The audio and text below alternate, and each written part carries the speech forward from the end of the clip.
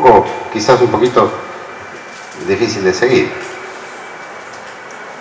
Este producto nos da entonces la masa de una especie en particular dividido el número total de moles. Y cuando yo lo sumo todo, el número de moles es el mismo que va dividiendo para todos, y la suma de todas las masas de las especies es la masa total que tengo. El resultado entonces es masa sobre el número de moles, masa molecular de la mezcla. ¿Cómo? De la mezcla total. Entonces, si tenemos la composición de una mezcla dada en fracciones molares, o sea, en composición en volumen, esta fórmula es la que utilizamos para calcular la masa molecular de la mezcla. La suma de los productos de las fracciones molares por las masas moleculares de las distintas especies. Ingeniero, ¿cómo puede venir? O sea, el fabricante le dice esto va a estar compuesto por Claro. de carbono, 4 partes de...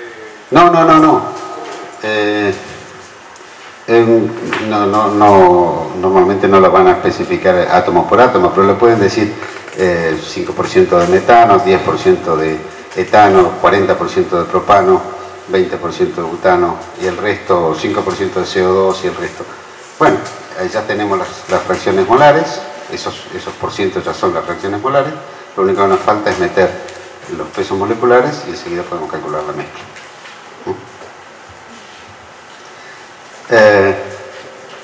¿Qué pasa si nos dan las... Con la composición, esta es con la composición en volumen. Si nos dieran la composición en peso, se complica un poquito más. No voy a hacer toda la deducción porque es un poquito más difícil de seguir que esto.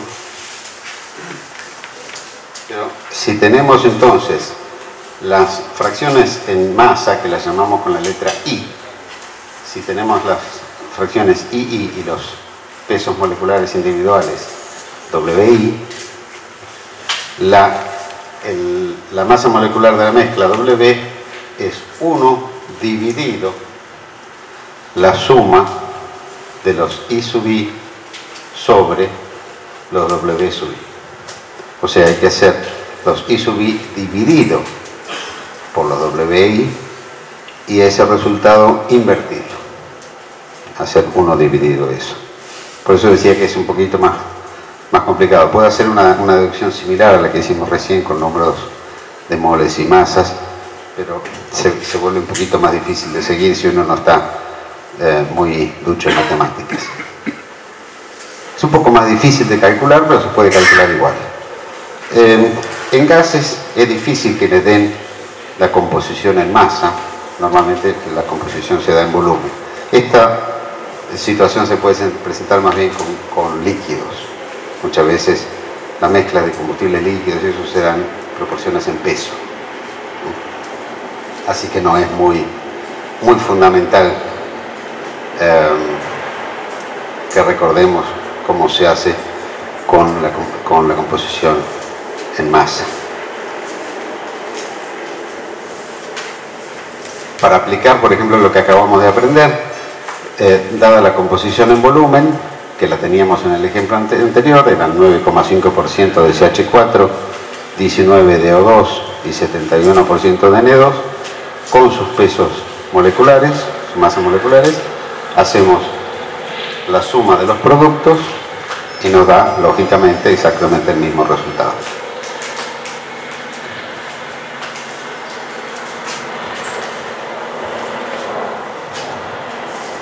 Sería entonces este por este, más este por este, más este por este, y nos da exactamente el mismo resultado.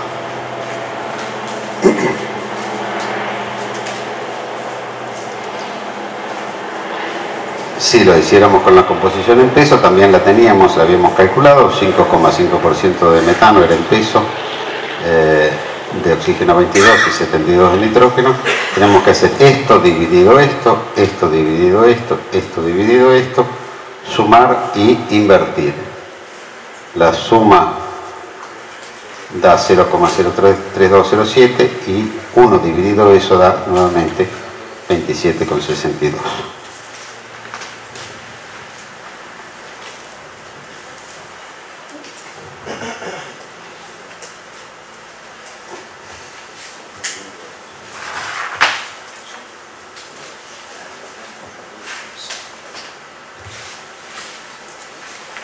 Ahora, fíjense, tenemos vamos a volver al anterior, que es mejor para ver. Tenemos 71% de una cosa que tiene 28, 19% de una cosa que tiene 32 y 9,5% de una cosa que tiene 16. El resultado debe andar alrededor de 28, ¿no es cierto? Porque la mayor parte es esta sustancia. Pero después tenemos una que tiene un poco más que 28 y otra que tiene bastante menos de 28. Y si bien hay el doble de esta que de esta, la diferencia entre esta y esta es mucho más grande que la diferencia entre esta y esta.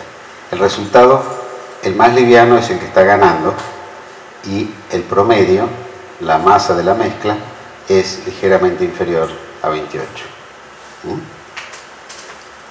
Es decir, es también otra manera de visualizar si está bien la cuenta que hicimos. La mayor parte es nitrógeno, no tiene que dar muy lejos de 28. Después tengo otros dos componentes, uno más pesado y uno más liviano. Si bien el más pesado hay más, pero la diferencia entre el más pesado y el 28 es poca. En cambio, la diferencia entre el más liviano y el 28 es mucha. Y ese es el que va a influenciar el resultado. Entonces me va a dar un poquito menos de 28. A veces uno tiene que no solamente verificar que entró los números bien en la calculadora, sino también sentarse y pensarlos un poquito y decir, ¿está bien esto? ¿Es razonable lo que me digo?